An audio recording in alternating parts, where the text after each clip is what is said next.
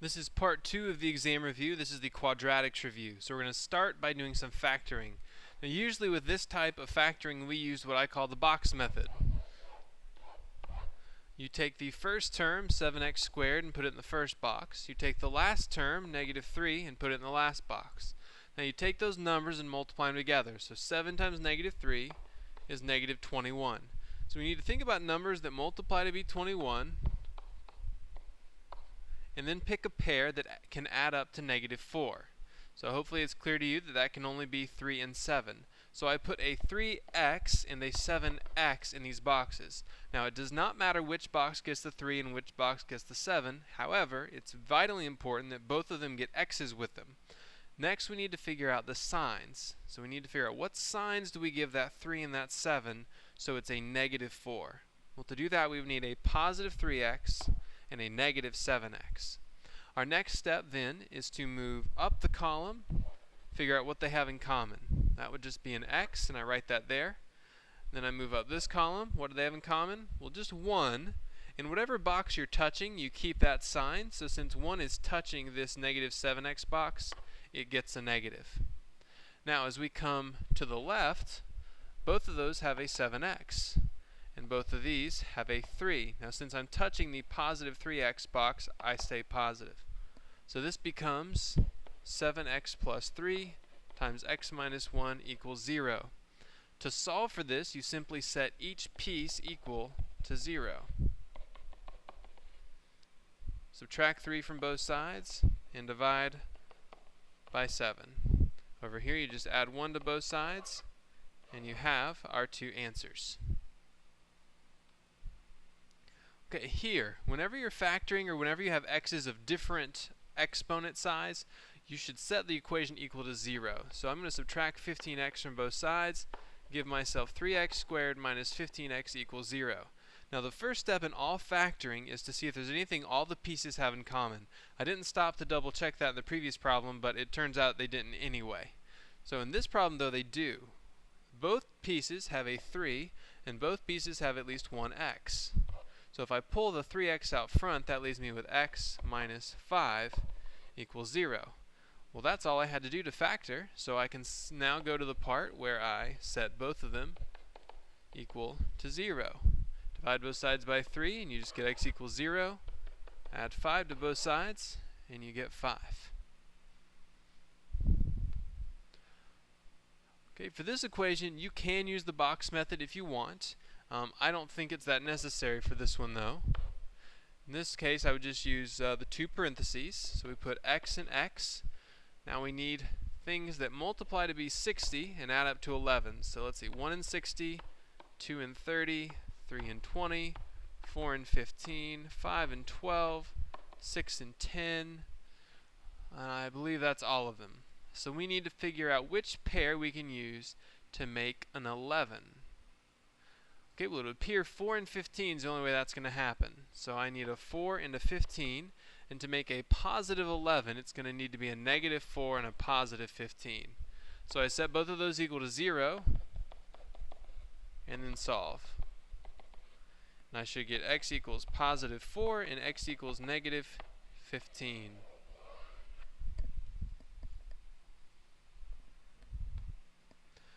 Okay, this question is the square root method.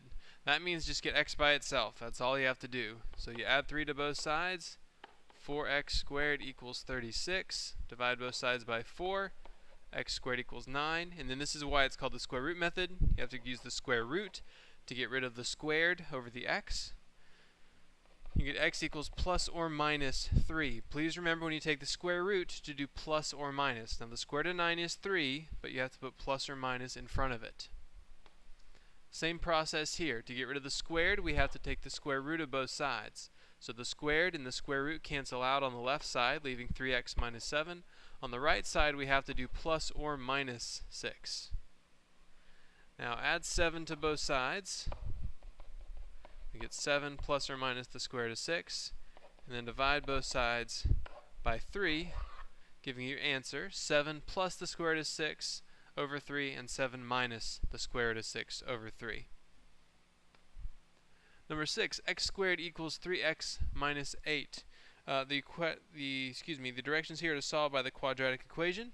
That's negative b plus or minus the square root of b squared minus 4ac all over 2a. Okay, so tell you what, I actually want to do this one a different way, because on your MSL, you're not going to be without your calculator. So considering that, I would recommend you just use your calculator on this one. Now you do need to set it equal to 0 like I did here. But then if you go to y equals and plug this in, x squared minus 3x plus 8, go to the graph. Okay. Well, if you notice, this graph actually never does hit 0, so this is not going to work out for us.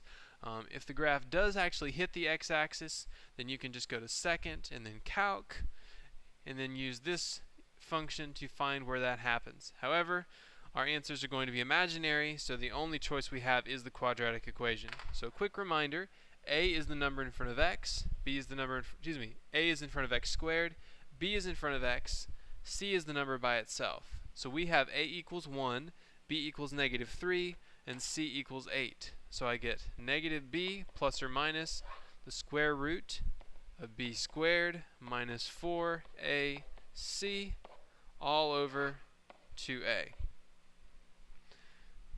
So inside of that square root, I will now have 9 minus 32. So that's 3 plus or minus the square root of, negative 23 over 2. And remember, you can bring the negative outside of a square root by using I. And that gives you your final answer of 3 plus or minus I squared of 3 over 2. Number 7 talks about Josh Hamilton hitting a baseball using the function there. Now first of all, it asks, does the parabola open up or down? To determine this, you can either graph it and look at it in your calculator, or just look at a. A is going to be the number in front of x squared, or in this case t squared. If it is positive, then you open up. If it is negative, as it is here, you will open down. B then asks, does it have a maximum or a minimum? Well, if it opens downward, it should be pretty clear that you have a maximum. So I would just suggest drawing that to make it clear. Now C says find the time at which the max or min occurs. With quadratics, max and mins occur at the vertex, and the vertex can be found by doing negative b, that's 100 in this case, over 2a. So I get negative 100 over 2 times negative 16. That comes out to 25 over 8, or if you prefer the decimal, 3.125. So the peak happens at 3.125 seconds. Now D says what is the height at that time? Okay, now I'm just going to tell you how to work that. You take the time you just found, because you know that's when the maximum occurs, plug it in for t, and solve, and you should get 162.25. Now part E says when will the ball hit the ground? So two choices here. You can either do the quadratic formula like we did on the previous slide, or you can do what I was trying to do and plug it in your calculator. So let's do that this time. Negative 16 x squared plus 100x plus 6. Now this should actually hit our graph. Very good. Okay, so you can see it happens somewhere around 6 or 7. It's right here. And actually, it's going to be pretty tough to actually do the whole left and right thing with our arrows. I'll show you what I mean. You go to second, calc, then go to 0. And it's going to be kind of hard to see your cursor because it's just such a steep equation. So what you can do is if you count 1, 2, 3, 4, 5, 6, 7, you can tell that falls between 6 and 7. We don't know exactly where, but it's between 6 and 7. So if you're left bound, just tell it 6 and hit enter. If you're right bound, just tell it 7, hit enter. And then when it says guess, just hit enter. So it happens at 6.31 seconds. 6.31 seconds. Now you can do a wider range than that. I could have said from 4 to 8 or something like that, just so you know that there's only one spot in that range that hits the x-axis. Now F says was the equation's y-intercept. Well, the y-intercept, just like it is with lines, is the number that's all by itself. So for F, the y-intercept is 6, And that, just like with the y-intercept, for the linear equation, represents the amount of y you have when x or t equals 0. So when times 0, or at the beginning, the height of the ball is 6 feet. So it's the height of the ball at time 0. Now G says, when is the ball's height increasing or decreasing? Well, if you look back at the general shape right here, you can tell it should increase all the way until the vertex and then decrease after. So it will increase from negative infinity. Remember, you're thinking left and right here, so negative infinity is that way. It increases from negative infinity all the way until 3.125. That's when it's increasing. And then it starts decreasing at 3.125 and keeps on doing so on out to infinity. Okay, finally we have number 8. We have an equation, or excuse me, a table with values that I've already plugged in. These represent the divorce rate per 1,000 people X years after 1960. And it says use your calculator to run a quadratic regression of the, excuse me, that's the data. I think I have date on your sheet. Write the equation your calculator gives you below. So I go to Stat, Calc, and I go down to number 5, quadratic regression. This time I'm going to go ahead and put it in y1 since I might need to use it in a minute. So I go to vars, yvars, choose the function, and then y1, and hit enter. So again, it shows you the format up top, ax squared plus bx plus c. So I'm going to have 0.006x squared plus 0.31x plus 1.06. So negative 0.006x squared plus 0.31x plus 1.06. Now I went to 3 decimal places since it was so small on that x squared part. Now B says, using this equation, in what year is the divorce rate the highest? Remember, max and mins happen at the vertex, and you can find the x value of the vertex by doing negative b over 2a. And you should get something around 25.5.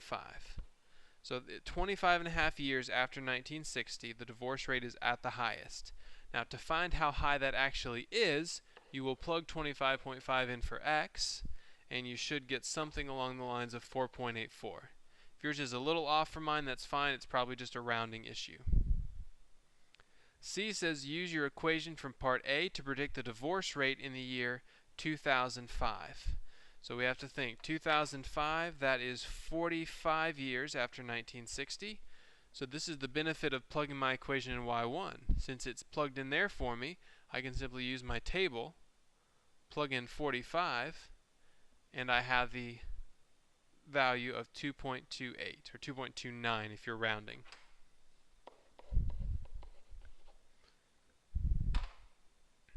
Finally, number 9, if a farmer is to build 2 adjacent stalls along a river as pictured with 1,000 feet of fencing, what should the dimensions be in order to maximize the area? Okay, so here's the picture that you are given. Now this is under the heading of quadratic, so that should give you a little bit of a hint. It says, what should the dimensions be in order to maximize the area? Well, so far in this section we've been talking about maximums and minimums in terms of a quadratic equation. So if we look, we know the area of this shape, which is basically a rectangle. We just didn't draw the fourth side. It's a big rectangle with a line in the middle. So it's a big rectangle. We do the area of that, which would be x times 1,000 minus 3x. Or if you distribute, it's 1,000x minus 3x squared. Or if you prefer, negative 3x squared plus 1,000x. Whichever way you want to write that is fine.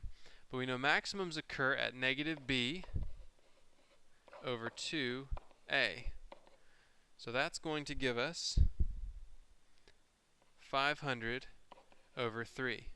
So that tells us that x is at its the area is at its maximum when x is equal to 500 over 3. So that is the dimension for that.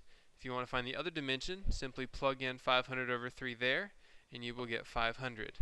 So your dimensions are 500 over 3 by 500, and the area of that, you would multiply those together and get 83,333.33.